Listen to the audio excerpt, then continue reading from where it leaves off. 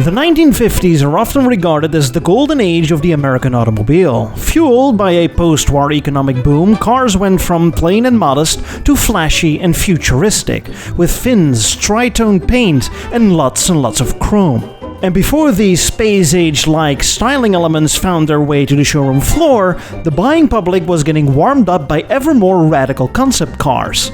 The car makers didn't sell you a car, they sold you a dream. Welcome everyone to episode 66 of the Automotive History series, where we're going to take a closer look at the American dream cars of the 1950s. This is going to be a 4-part episode, and this is part 1, the General Motors Motorama Edition. In much of the first decades of the 20th century and the early years of the car industry, designing a car was mostly a technical affair. You designed a car to be powerful, rugged, and dependable. You designed the parts to be easily produced and put together and withstand various sources of stress. The end result of this approach is whatever it is. That's how your car is going to look, more or less a composition of its many parts. This philosophy started to change by the 1930s. Over at General Motors, big boss Alfred P. Sloan suggested the idea that despite things like power, luxury, and dependability, exterior design could be a new marketing technique and a unique selling point, fueled by the concept of planned obsolescence. You need to buy a new car every couple of years, not because it's old and broken, but because it looks outdated. Sloan found the right man for the right job to shape this new design department within GM, Harley Earl. Earl was a master of his craft and suggested new design techniques and ideas, like not only working with sketches, but full-on clay models, allowing you to view the designs from every possible angle. And by the late 1930s, Earl introduced a new idea. What if we make a car that's like a designer's playground, a platform that allows for the latest and greatest of technical innovations and styling ideas? This car ultimately became the 1938 Buick Y-Job, by many regarded as the first official so-called concept car. Now, I have had the rare and utmost pleasure to actually see the car with my own eyes at the GM Heritage Center in Detroit, and it's a sight to behold. Think of a late 1930s car. Yes, something like this. And now, the Y-Job. The car was unusually low for its time, as regular cars at the time were still fairly tall thanks to the body on top of the frame.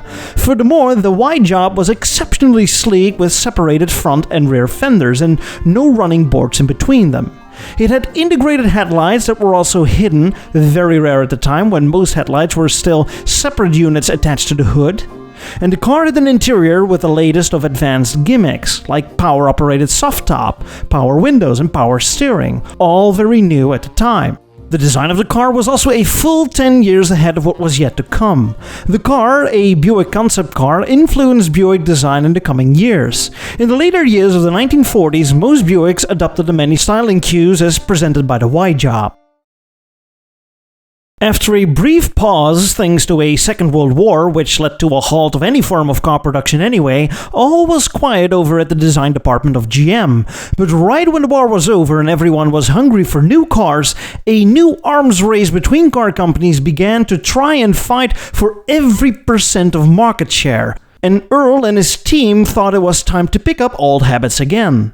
The Y-Job concept car was 10 years old by now and looked more contemporary than futuristic, and it was decided that the designers would crack their knuckles, watch an episode of edsautoreviews and subscribe to his channel, grab their pencils and start working on a replacement. A worthy concept car successor, ready for the bright and prosperous post-war 1950s.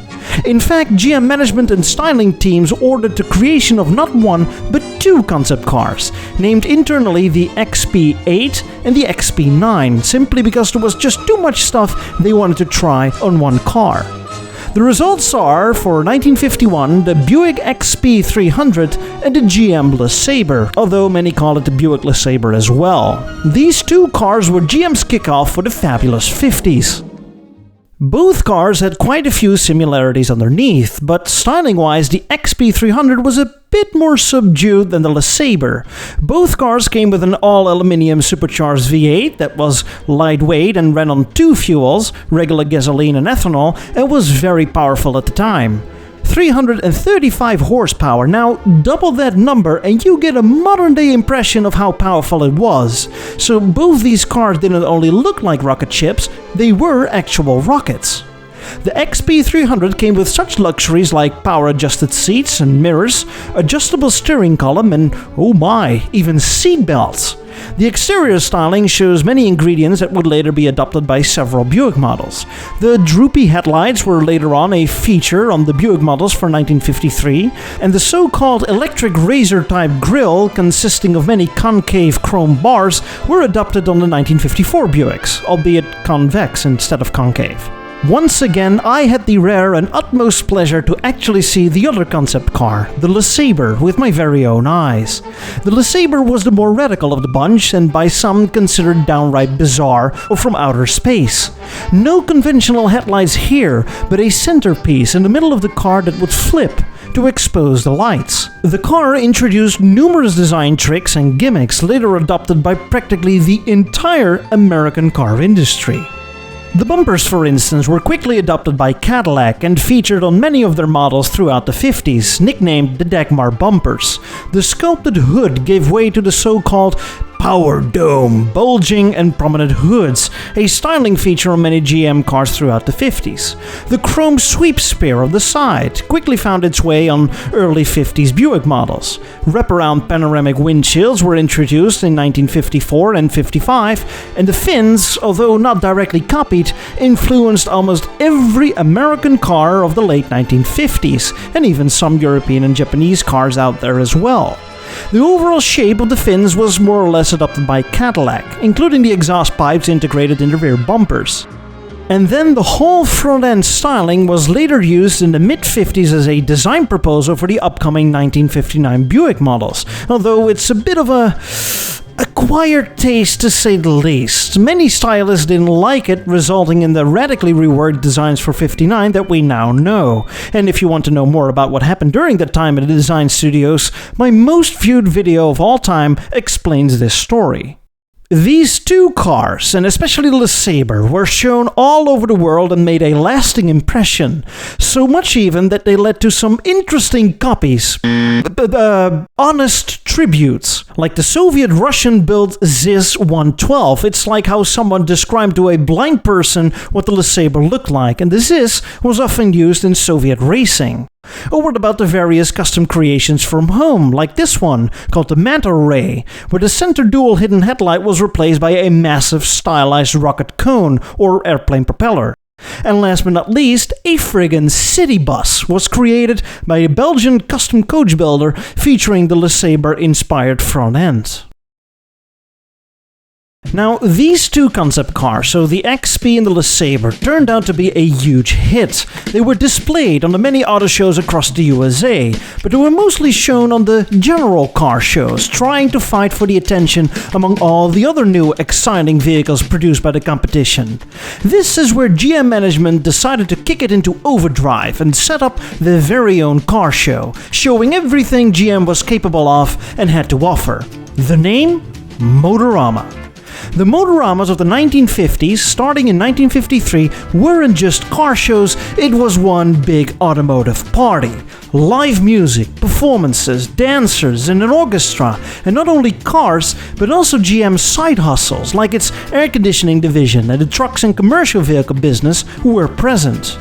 But at the center of it all, at the stage, you'd find one ever more radical concept car after another, year after year. The idea of a Motorama as a GM-exclusive car show wasn't exactly new. Already back in the 1930s and 40s, GM also held various private shows, including the Parade of Progress. This was a huge traveling roadshow crossing all states united and was made up of a long caravan of so-called futureliners, pure Art Deco designed buses, which I absolutely love. I mean, this is just designed right here. Each bus would house an exhibition, whether it was the latest technology or showing a film or let visitors experience something. Now, the focus of these parades wasn't necessarily on cars, although a few GM concept cars and regular cars would come along, but usually the Motorama shows and the Parade of Progress circus were mostly separate events.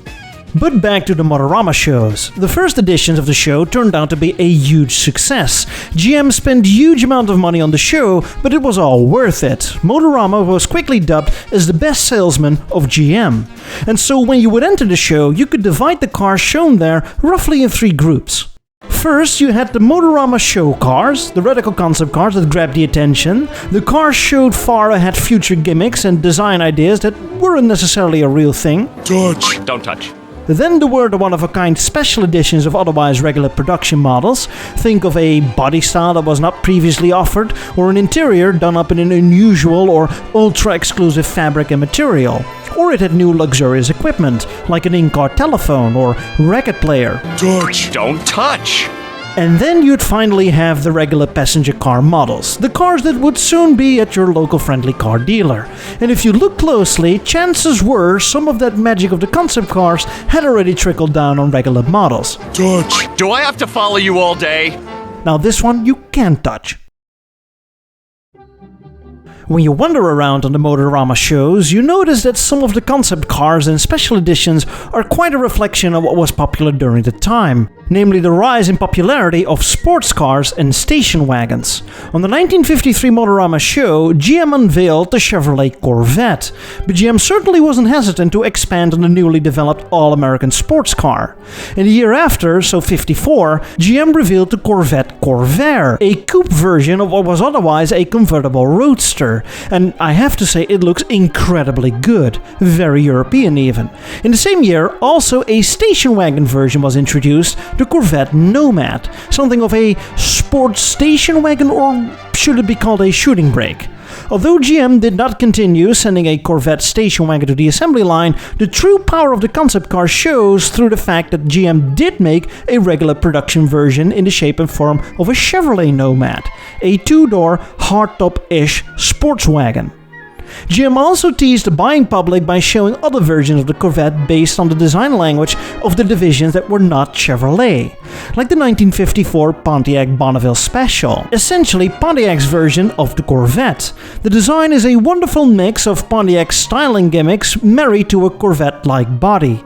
The headlights are quite similar, but the grille is a gaping mouth, with the typical Pontiac silver streaks running across the body.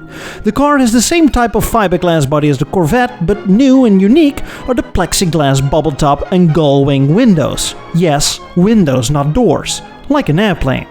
The rear is full-on space age, including 2 round taillights that are a variation on the Pontiac styling theme, and a massive round gaping hole in the middle that mimics the looks of an afterburner on a jet plane, but doubles as a spare tire. You gotta love it. But also in 54, Buick was given a concept car with a sporty design and radical styling elements named the Wildcat II. Absolutely revolutionary is its front-end styling, with open wheel wells and freestanding headlights, breaking with the status quo what was called the pontoon or envelope styling. Some say it was highly futuristic, but others said it was a retro-style throwback to the 1920s and 30s roadsters, which would have been an industry first, to look back at the past and not the future. Styling-wise, it introduced a few things that would later find its way to regular passenger cars. The rear-end design was adopted in the same year on the Buick Skylarks, and, like it or not, completely exposed front wheels and suspension gave the car somewhat of a hot rod appeal. The same hot rod appeal that was found on the Plymouth Prowler some 40 years later. But if you think General Motors only kept the concept cars to its passenger car divisions, then don't you worry. As I mentioned, GM also gave its commercial truck and van divisions plenty of attention, mostly through the separate Powerama shows, showing off its many tractors, city buses, and even friggin' trains. But once again, the Powerama shows were a separate event. And so GM made a concept car for its GMC truck and van division, the 1955 GMC L'Universelle, a van-like vehicle that could have come straight from the Fallout video games. It's like a Chevrolet was swallowed by a GMC van in a rear-end collision. The L'Universelle was a high-style delivery van featuring an elaborate way to open the side doors. Instead of a sliding door, it folds open in an upward motion. Overall, not much is known about the interior styling, but by the looks of it, it's a commercial van and not one to carry lots of people around. But this GMC concept shows what a high-styled personal van might look like, some 30 years before the release of minivans. Truly futuristic in that regard. And so, as the 50s progressed, the more radical the concept cars became. Whereas the early 50s were all about aircraft-inspired design, the late 50s looked higher up in the sky, which would be space. The space race and the jet age were in full swing, and you could find these changes first on the concept cars. See, while all these shows were going on, in some departments at the end of the hallway to the left, down the stairs in the basement, over at GM's headquarters, mad scientists were working on a program to develop gas turbine-powered cars. They certainly weren't the only one. Competitor Chrysler and British Rover were also working on similar concepts. But if you want to at least bring these experimental ideas to the public, you have to advertise it in a dashing way. Introducing the GM Firebird concept cars. Whenever you say, "My golly, these Cadillacs sure look like rocket ships these days," then shut your mouth, because even the most rock and roll Cadillac doesn't come close to these cars, which are in fact simply rockets on wheels. The Firebird one had all the tricks, like a bubble top, rocket cone-shaped nose, massive fins on the back, 2 wings on the side, and to top it all off, a Worldfire turbo-power gas turbine engine under its fiberglass hood. The Firebird 1 was followed up by the Firebird 2 in 1965, and wouldn't you know it, nothing impractical about this one. Here we have a rocket turned into a homely 4-passenger family car. GM actually made a little promotional movie out of this car, showing the world of tomorrow today. Everybody would drive these gas-powered turbine cars on those new supersonic highways that are radar-controlled, allowing for full autonomous driving experience. No need to touch the wheel any longer, so that you could focus on other important stuff, like... This is the life. Safe, cool, comfortable. Mind if I smoke a cigar? Yeah, the 50s were something else, weren't they? The last version of the Firebird development for the 1950s was the Firebird 3, slightly less rockety, even more space age with 3... Wait, no. 1, 4, 6... 7 fins on the back and 2 bubble tops. This one came with another set of futuristic features, like an ultrasonic key that allows you to unlock the car from a distance. Ooh. A joystick that came with no-halt steering system. Ah. And an automated guidance system to avoid accidents. Oh my goodness. But the closing chapter of the atomic age is this one. Can I get a drum roll?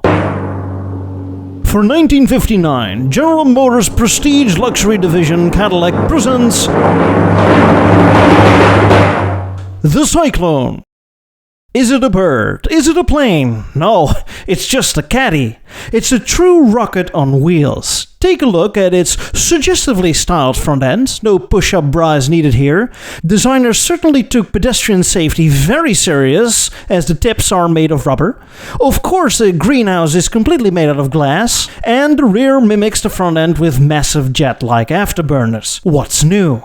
Much of the design of the Cyclone actually found its way to the Cadillacs of the early 1960s, including the so-called Skags, these smaller secondary fins under the rear bumper, but also the regular tail fins and the round taillights.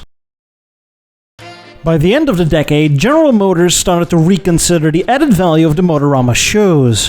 One could say that with the regular production cars that would come out in 1959, GM wouldn't need no concept cars anymore. The regular cars look practically like concept cars, thanks to their outlandish design, but that's a joke. There were mainly 2 reasons at play. Number 1 is the rise in popularity of television. As mentioned earlier, GM spent millions on the show, and although it also gave a lot in return, more and more people stayed in the comfort of their own home to watch the latest car commercials to get information on what was new than to travel all the way to the shows. GM decided to shift its focus and money away from conventional shows and towards TV advertisements, which reached a far ever greater audience. Pretty much how many car shows today are getting smaller each year in favor of live streaming reveals through the internet. Second, some big changes were made in the design departments. The driving force behind the shows and the first big boss of the styling department, Harley Earl, retired in 1958. Also, his ideas about modern automotive design had run its course and was increasingly seen as heading into the wrong direction. For instance, much of the design proposals for the 1959 model years were changed the very last minute. They were seen as gaudy, overweight, and overchromed. His successor, Bill Mitchell, would take over, and GM cars changed once again. Gone was Earl's bulbous and overchromed design theories, and in was Mitchell's so-called sheer look, beveled shapes, razor-sharp edges, and Coke bottle styling. The last Motorama shows were held in 1961, but that wouldn't stop GM to crank out one amazing concept car after another throughout the 60s, until the present day, but that's a bit outside of the scope of this video. I regard the impact of many of these concept cars as somewhat limited. Sure, they predicted a few short-term styling trends, but they will remain more as a gimmick and a test of how far we can take things and get away with it. And sometimes a concept car reveals more about the time it was created than the time that they were trying to predict. We certainly don't drive rocket-shaped cars these days, now do we? But much of the tech on these cars should not be underestimated, as they are considered standard equipment on many cars today. And as you've may noticed, many of the names applied to these concept cars were later used and reused and abused for regular passenger car series. The Sabre name would be adopted by Buick in 1959, and the Firebird name by Pontiac in 1967, for instance. Most concepts shown here were often retired and hidden away, destroyed or sent to the scrapyard, mostly for legal reasons and preventing industrial espionage. Some of these concept cars were driven by the designers themselves. And then there were some that actually survived. With a bit of luck, you can find them scattered around in museums or shows.